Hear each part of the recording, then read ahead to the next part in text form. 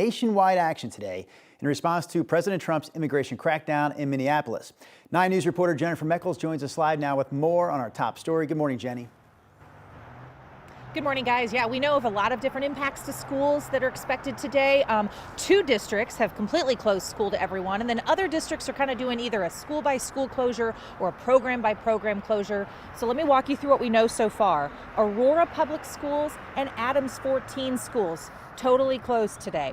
Denver Public Schools, actually, I'm going to add you one more that's at least partially closed. Roaring Fork tells us that Glenwood High School is closed.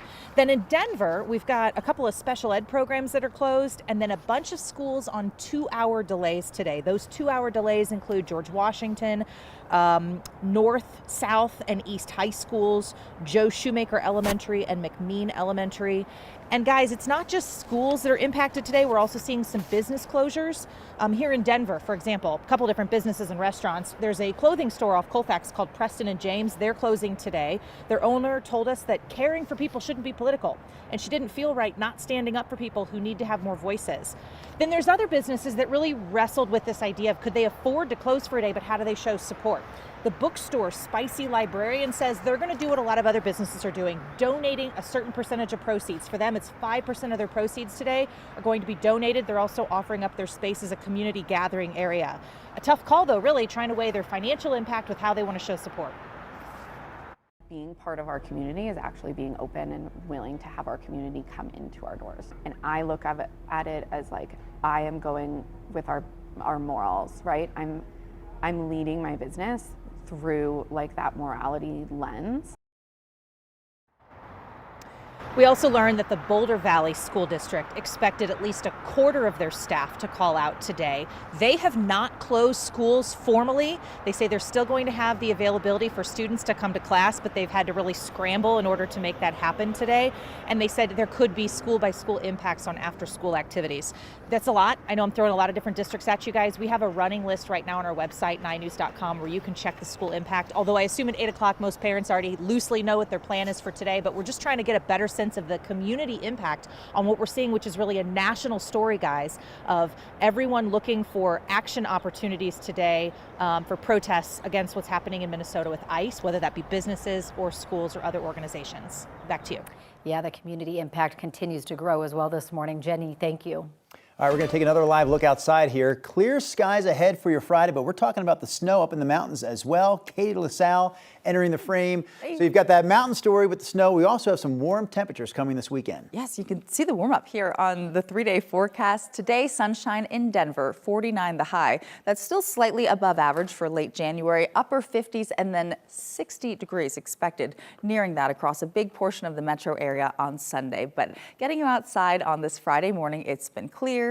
Cold temperatures have fallen below freezing to the 20s, and we have been watching in the mountains scattered snow showers. This is pretty light. Accumulations will not be major, less than an inch in most spots, a trace mainly north of I-70, but as you can see near Aspen, it is dry there this morning. Cold in the high country, but normal for this time of the year, and across the eastern plains. That's where we have been seeing a few brief flurries. So right now we are in the single digits near Leadville and below zero in Gunnison. Not quite as cold as what we obviously started off the week with that Arctic air blast and exiting the state. But taking us through our snowfall forecast, Winter Park, Eldora, less than a half of an inch of accumulation. As we take you through the rest of the weekend, you saw that 60 degrees on Sunday, but we do have some moisture in the 7-day. Details still to come. Brianna.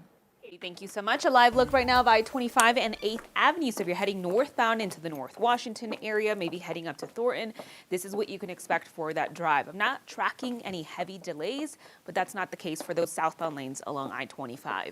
Now, I do want to switch things over to our main maps, talk about 2 crashes that are happening, and they're kind of close to each other. The first one is at Holly Street and 160th Avenue. For anyone heading out, you're probably going to see some impacts to those eastbound lanes. Now, another crash out along 144th, not on I-25, but as soon as you approach I-25 this morning. And then your overall drive, if you are taking I-25 from 144th down to 76, the only problem that I'm noticing is just after 104th Avenue. So after the North Glen area, you're going to come across some delays, but your overall drive should only take about 10 minutes.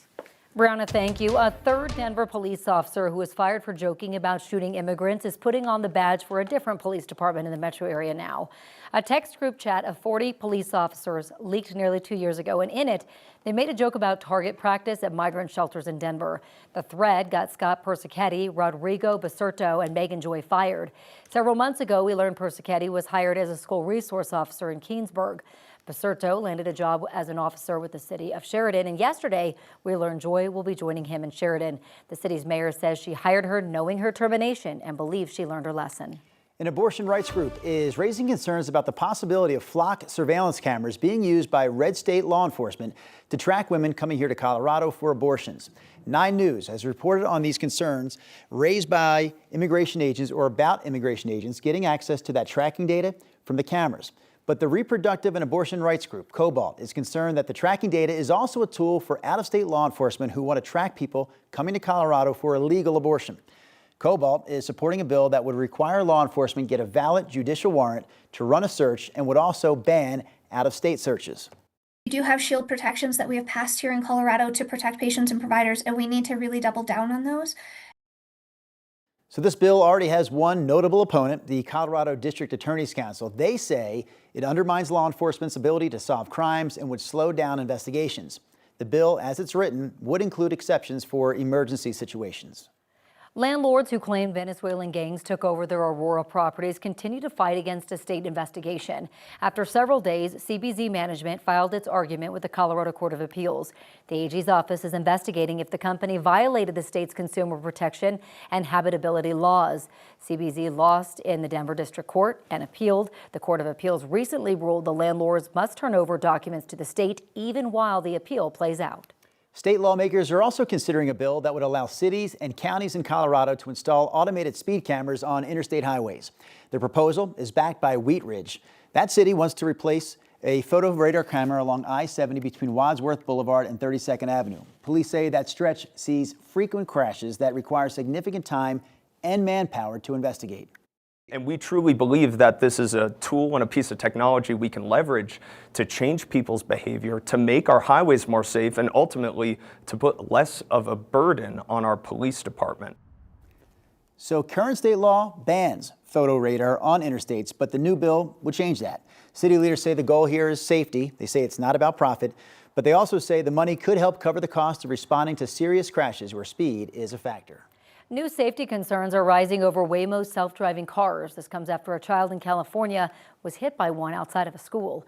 Police say the child ran into the street from behind a tall SUV while heading towards school and was outside of a crosswalk. Waymo says the vehicle slowed to under 6 miles per hour before impact and claims the human driver likely would have been going faster. Firefighters checked the child out at the scene, reported no injuries. The National Highway Traffic Safety Administration is now investigating whether the autonomous vehicle used appropriate caution near a school during drop-off hours. Waymo says it will fully cooperate and remains committed to safety.